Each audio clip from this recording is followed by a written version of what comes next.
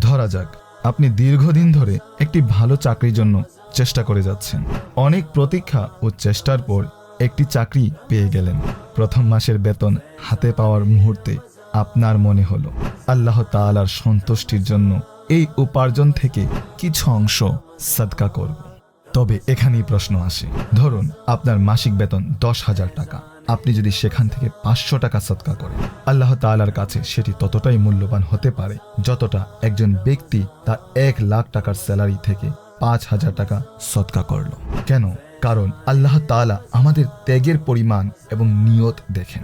সামর্থ্যের বাহিরে গিয়ে কিছু করতে হবে না, বরং সামান্য হলেও প্রতিনিয়ত সদকা করার অভ্যাস তৈরি করতে হবে। তাহলে আমরা কেন এই ভেবে সদকা করতে দেরি করি যে আগে বড় আয় করব তারপর সদকা করব?